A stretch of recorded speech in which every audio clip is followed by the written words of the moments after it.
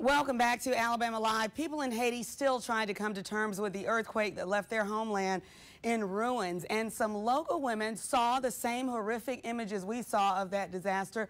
But instead of sitting there and doing nothing or wondering what they could do, they put their minds together to try to make life a little more bearable for the folks in Haiti. And they're doing that through drinking water. Here with me now, Laletta Motley, Penny McClammy, and Karen Jones. Thank you all for being here today. I don't see your green, so there you go. Oh, you look great, though. Thank you all for being here today. Whose idea was this initially? Well, it was my idea initially. Okay. And what happened was when I saw what happened down in Haiti, I mean, I was so upset by it, and I have a lot of friends that live there. And I put out a plea on Facebook for some people to help me. I put out a call to some of the politicians in the area, and I also went back and found some of my old friends from school, and we are all childhood friends, and so this project really connected us, and we really got motivated about this to go and help. It was like, you know, God just wouldn't let you be still when you see people suffering. And they had already encountered a disaster back in 2008 where they lost everything due to the hurricanes.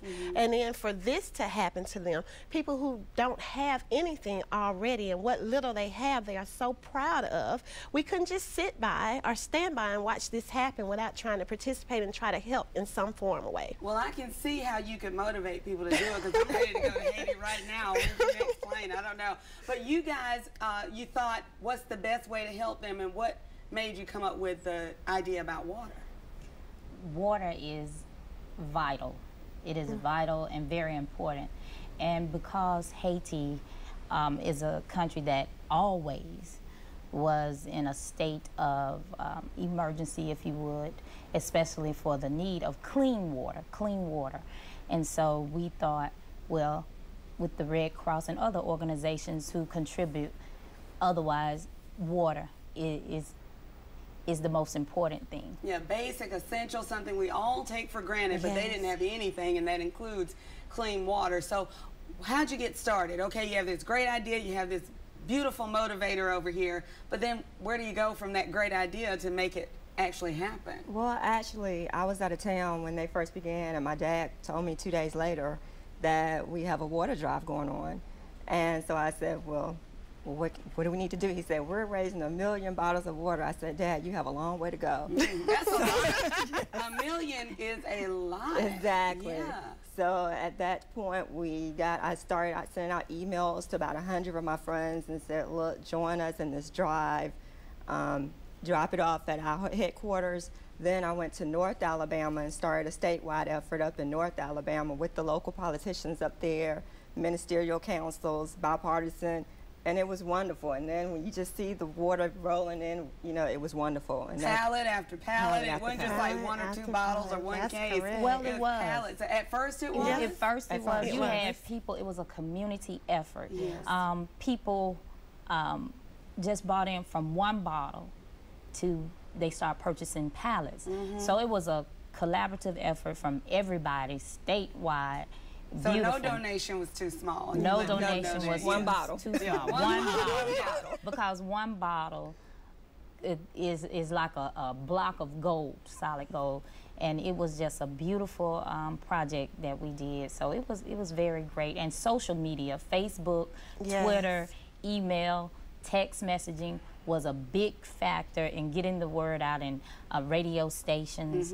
And once the radio stations and TV pushed it, we were just overwhelmed with the people who wanted to just help. Well, it sounds like it's a beautiful thing and a grassroots effort, but did you hit some snags along the way? Oh, yeah. We did. You know, one of the problems that we incurred was we did not have the financial means to ship our water to Haiti. So once you get all this water, then how do you get it from here to over there? That's very costly. We're talking about thousands of dollars. Yes. I'm talking about, if you just think we had over 382 pallets of water, that's tons and tons of water. And you know, to the shipping price, they charge you by the ton. It's like $1,000 anywhere to $1,000, $3,000 per ton that you're trying to ship in these large containers. Yeah. And so that was one issue that we had.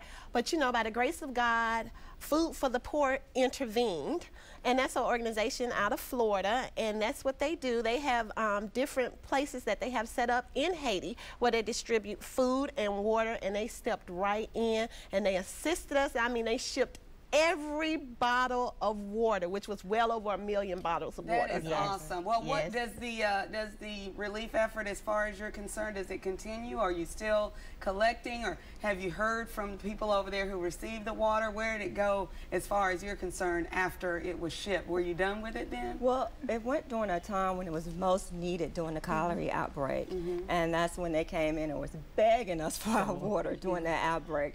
They did not have clean water at the time, and it was essential.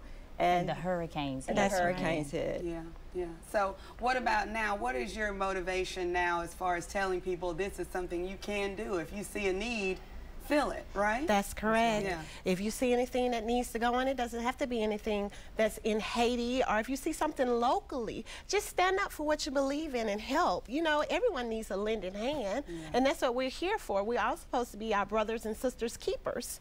So thank you so much. We appreciate everything that you have done and that you'll continue to do.